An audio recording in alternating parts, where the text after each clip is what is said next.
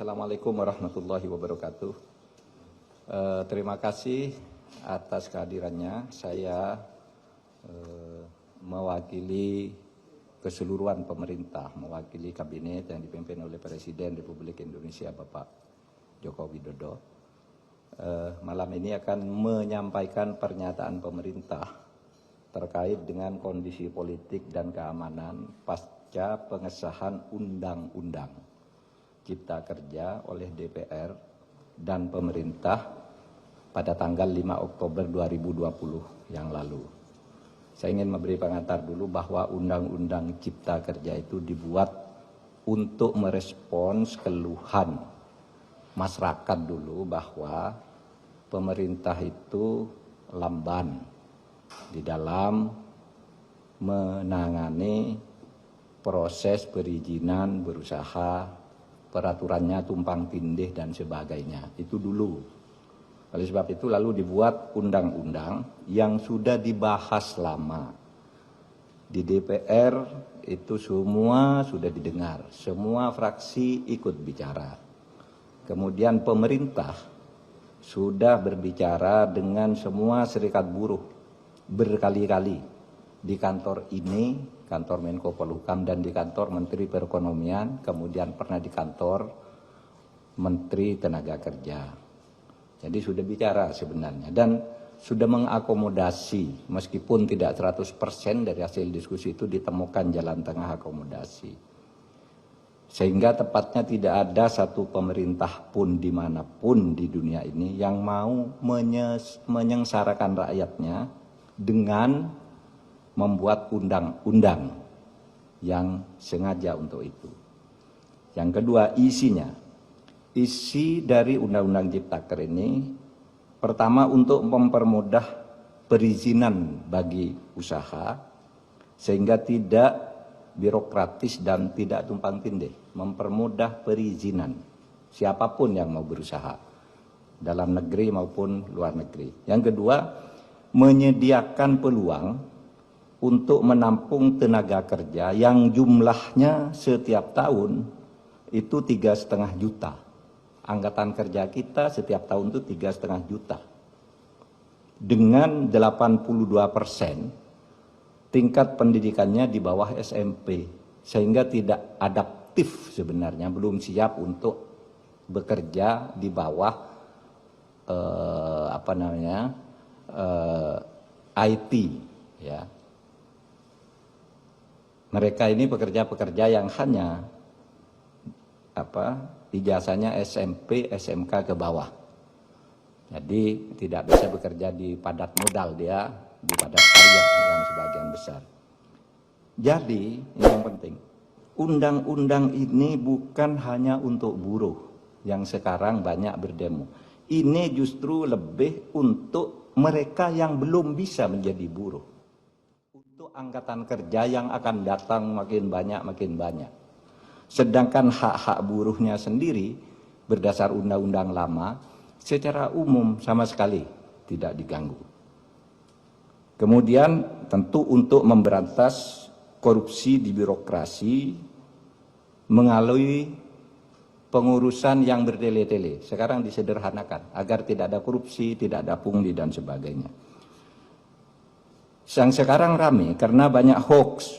Misalnya di undang-undang ini tidak ada pesangon bagi orang yang PHK. Itu tidak benar. Pesangon justru ada.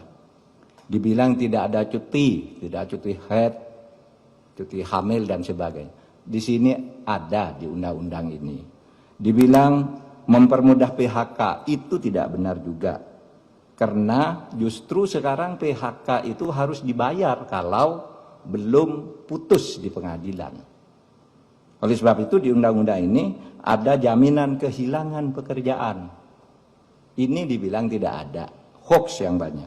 Bahkan ada yang mengatakan pendidikan dikomersialkan. Ketahuilah bahwa 4 undang-undang pendidikan, 4 undang-undang di bidang pendidikan sudah dicabut dari undang-undang ini karena aspirasi. Sesudah diskusi-diskusi, oh tolong Pak keluarkan tuh undang-undang, sudah kita keluarkan. Nggak ada di situ ngatur soal dunia pendidikan.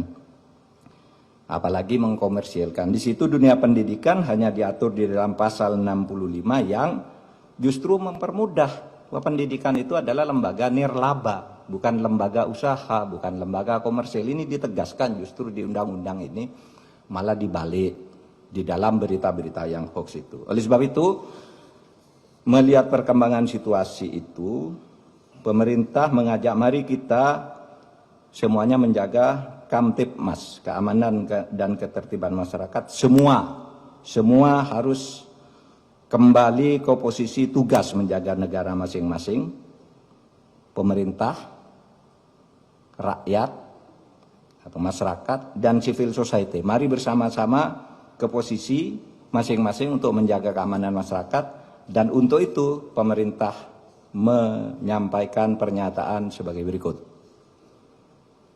Pernyataan pemerintah terkait dengan kondisi politik dan keamanan pasca pengesahan Undang-Undang Cipta Kerja oleh DPR dan pemerintah pada tanggal 5 Oktober 2020 yang lalu.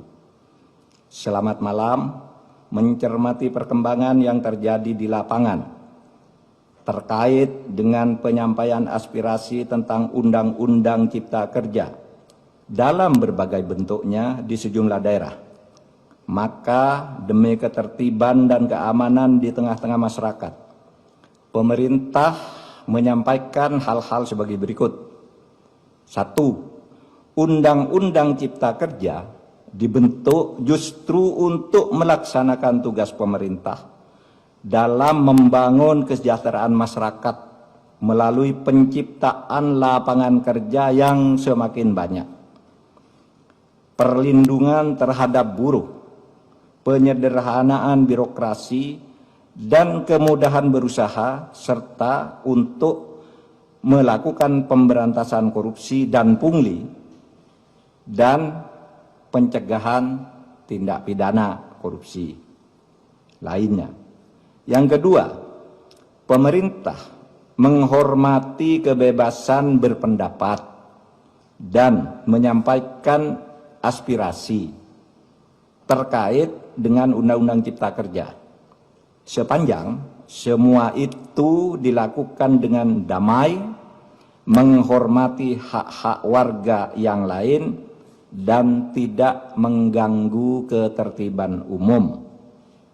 Yang ketiga, pemerintah menyayangkan adanya aksi-aksi anarkis yang dilakukan oleh massa di tempat-tempat tertentu dengan merusak fasilitas umum, membakar, melukai petugas, dan juga menjarah. Tindakan itu jelas merupakan tindakan kriminal yang tidak dapat ditolerir dan harus dihentikan. 4. Tindakan merusak bangunan fasilitas umum dan serangan secara fisik terhadap aparat dan warga masyarakat merupakan tindakan yang tidak sensitif atas kondisi yang dialami oleh rakyat yang sedang berjuang melawan pandemi COVID-19 dan juga kondisi ekonomi yang sedang sulit. 5. Untuk itu, demi ketertiban dan keamanan, maka pemerintah akan bersikap tegas atas aksi-aksi anarkis yang justru bertujuan untuk menciptakan kondisi rusuh dan ketakutan di dalam masyarakat. 6.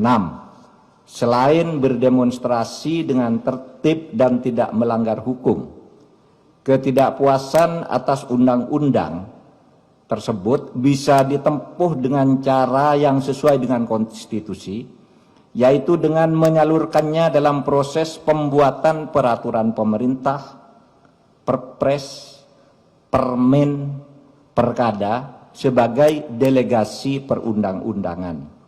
Bahkan bisa diajukan melalui mekanisme judicial review atau uji materi maupun uji formal ke Mahkamah Konstitusi. 7. Sekali lagi, pemerintah akan bersikap tegas dan melakukan proses hukum terhadap semua pelaku dan aktor yang menunggangi atas aksi-aksi anarkis yang sudah berbentuk tindakan kriminal.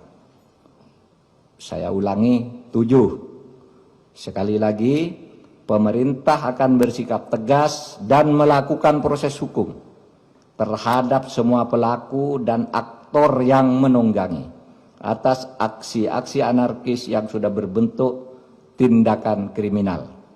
Ditandatangani oleh Muhammad Mahfud MD selaku Menko Polhukam, Muhammad Tito Karnavian selaku Menteri Dalam Negeri, Budi Gunawan selaku Kepala Badan Intelijen Negara, Marskal TNI Hadi Cahyanto selaku Panglima TNI, dan Jenderal Polisi Idham Aziz sebagai Kepala Kepolisian Republik Indonesia. Demikian, terima kasih.